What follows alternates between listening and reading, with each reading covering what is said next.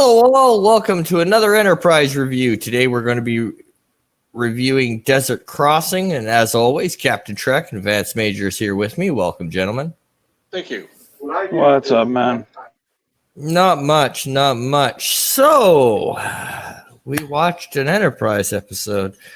Absolutely. It was great. Cap, No, seriously, really, dude. we got to get your medication checked. I think it's starting to affect your mental state. That was brilliant. All right, well, let's go around, and we're gonna spin it around this time and go with Vance first. Initial thoughts, my friend.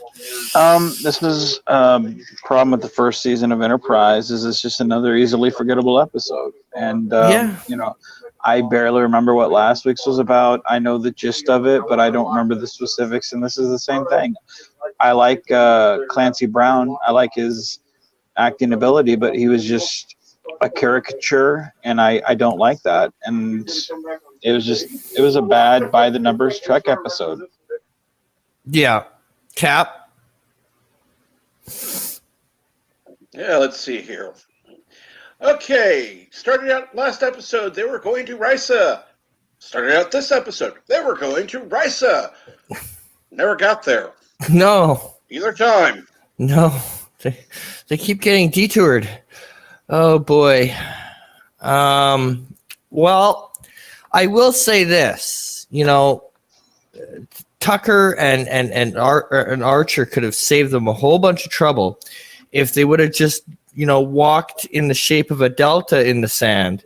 Because as Star Trek Discovery taught us, if you make a delta in the sand, it can be seen from orbit, and it was solved a whole bunch of problems. Oh yeah. Fucking hell. For like 2 weeks. And what's bad is I actually thought of that while watching this episode. Yep. That's the bad part. Is I actually thought, well, why don't they just do the Michael Burnham maneuver and just do a delta in the sand? Then you can see it from orbit. Like this was such a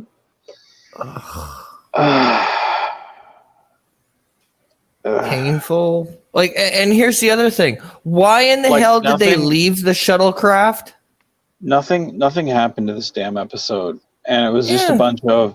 It was so painful because it's like I like Archer as a captain, especially later in the series. I like Trip as a character. Trip is probably my favorite character in the show, and all the lines were painfully delivered especially when Trip is like, "I'm not going to drink a man's water," and Archer's like, "You better drink it before I knock you on your ass and force it down your throat," or whatever he said. And I'm like, oh, that just sounds awkward. Like, just don't do that. Just stop it. Dude, just stop, man. I think Archer's strength is his compassion. Yeah. Not when he tries to act like a jerk.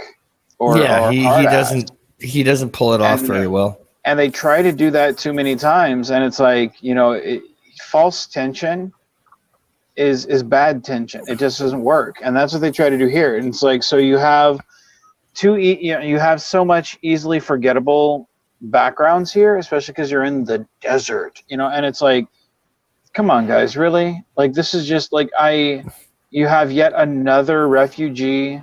You don't know either side. They're just very generic aliens that look like, yet again human, that just have weird wardrobes. And play lacrosse. Yeah. I mean, it's just, again, it's a by the numbers Trek episode that at this point in time was getting very old. And watching it now, I felt as emotionally drained as Archer and Tucker did in the desert. Just, you feel exhausted watching this. Yeah. But some of the stuff in this episode made absolutely no sense. Like, when they escape the town that's under bombardment and they make it to the shuttle, why did they leave the shuttle again? There's no in universe or in storyline reason that the shuttle was not safe. There's no reason for them to leave the shuttle. It makes no sense that they left the shuttle pod. Like the shuttle pod was far enough away that they weren't under fire. I don't understand why they left the shuttle. No, it doesn't make sense. You're right. From that point on, this show makes no sense because all that suffering in the desert was that would be like your car breaking down on the highway. You have a cell phone, and instead of using your cell phone to call for help, you lock your car, grab your soda pop, and you walk to the next town. When your car is perfectly fine, you still have your cell phone. I don't understand why they left the shuttle pod.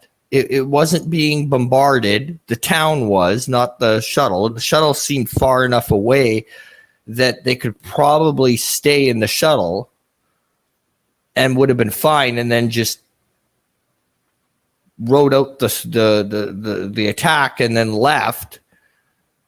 I don't. From that point on, I don't understand this episode. You're asking for logic. Like, it's just they left the shuttle pod because. Yeah, I don't know. This whole thing is like I really felt mentally drained. Yeah, it was an absolute shit show. Yeah, it takes a lot for me to just be like, God, I want to stop watching. I know the series gets better, and I feel like a broken record on these, going, guys, it gets better. But like I know why I stopped watching the first season, and it was long before we got to this point. Let me ask a question. Have we got to Shuttle Pod 1 yet in the series? The one where Trip and Tucker are, or not Trip and Tucker, where Tucker and Reed are in the shuttle pod, lost? Yes. Yeah, we did. Dang it, because that's one of my favorite episodes in season 1. And I was like, man, I can't wait to get to that one. Yes. Yeah, I'm so disappointed because that's like one of the better ones. This crap is, this just sucks, dude. This just sucks. Yeah, I just like there's just not much to say other than they should have done the Michael Burnham 101 and just walk the delta in the sand, and then that's seen from orbit and everybody's good, or not leave the shuttle pod. Maybe just saying. Like, it's mind-blowingly stupid. I don't understand. I just don't get it. It makes no damn sense to me.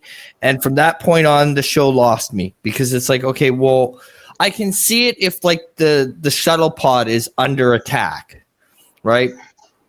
But the shots were coming in far enough away from the shuttle pod that they were safe. So I don't understand why they gave up the shuttle pod. And at that point, you lose me because now this does make sense. They're suffering for nothing. They don't need to be out in the desert. Although it would have been funny if they would have had a Jawa run past the screen at least once. That would have been funny. Would have saved the episode. There we go. I mean, the only good experience I had about this is I broke Cap halfway through when I mentioned the walk the delta in the sand.